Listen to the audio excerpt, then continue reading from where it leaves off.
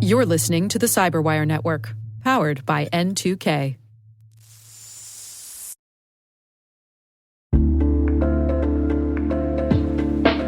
Hey everybody, I want to take a few minutes here and talk about our sponsor, Splunk. You know, you need to keep operations humming around the clock, but potential disruptions are everywhere.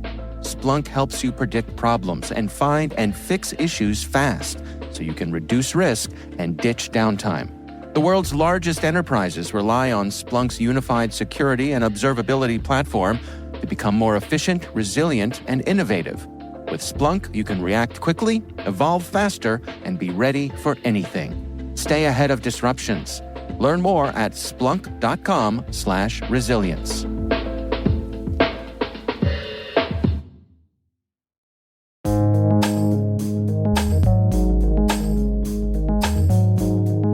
The word is pseudoransomware. Spelled pseudo, as in something disguised as something else, and ransomware, as in a type of malware designed to encrypt data for financial gain.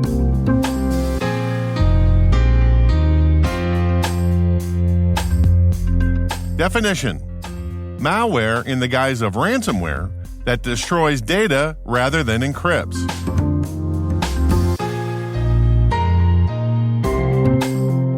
Example sentence: the goal of pseudo-ransomware, also referred to as wiperware, is to cripple the victim's systems rather than offer the opportunity to decrypt them.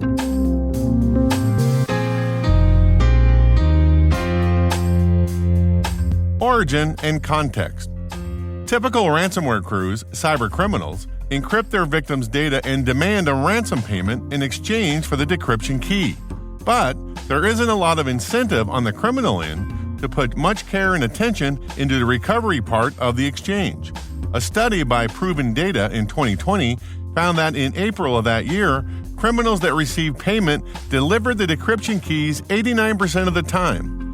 Out of those cases, though, 31% of the victims required a lot of help and time to completely recover. Although the cybercriminals didn't use pseudo-ransomware, for all intents and purposes, the impact was the same. The criminals didn't destroy the data per se, they just made it unusable for a long time. They didn't care how much chaos they injected into the victims' systems, they got their money. In contrast, some nation-state actors, to deflect attribution, use pseudo-ransomware to deceive their victims and investigators into thinking that they are cybercriminals. In reality, they use it as a smokescreen to cover other, more nefarious actions, to either bring in more revenue to fund their operations or to hobble their enemies in a continuous low-level cyber conflict kind of way. According to the U.S. Department of Justice, North Korean hackers used pseudo-ransomware to cover their tracks as they went after Taiwan's Far Eastern International Bank in 2017 to compromise the SWIFT system, the massive financial artery that connects banks, financial institutions, and governments worldwide.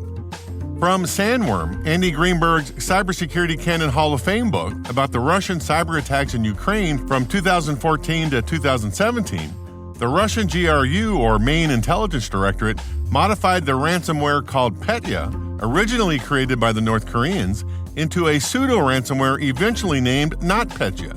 The impact was that they compromised some 300 companies within seconds of delivery, and a Ukrainian ISP estimated that at least 30 of those companies were totally burned to the ground. Big companies were also brought to their knees, like Merck with over $870 million in recovery costs, FedEx TNT $400 million, Saint-Gobain $384 million, and Maersk with over $300 million in recovery costs. The White House lowball estimate of the total damage was just over $10 billion. That's billion with a B.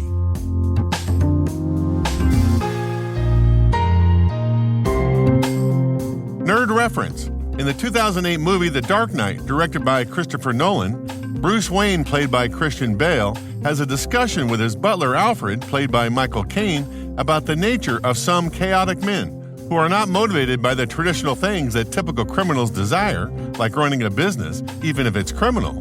Some men just want to tear the system down, or don't care that they tear the system down as long as they get what they want. Criminals aren't complicated, Alfred.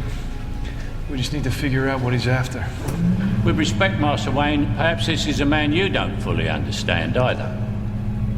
A long time ago, I was in Burma. My friends and I were working for the local government. They were trying to buy the loyalty of tribal leaders by bribing them with precious stones.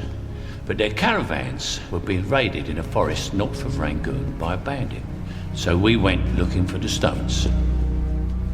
But in 6 months, we never met anyone who traded with him.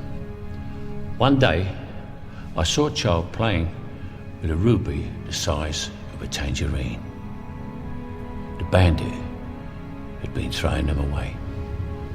So why steal them? Well, because he thought it was good sport, because some men aren't looking for anything logical, like money. They can't be bought, bullied, reasoned, or negotiated with. Some men just want to watch the world burn.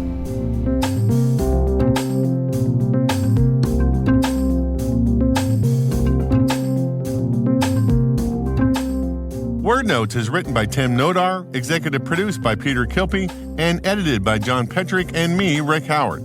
The mix, sound design, and original music have all been crafted by the ridiculously talented Elliot Peltzman. Thanks for listening.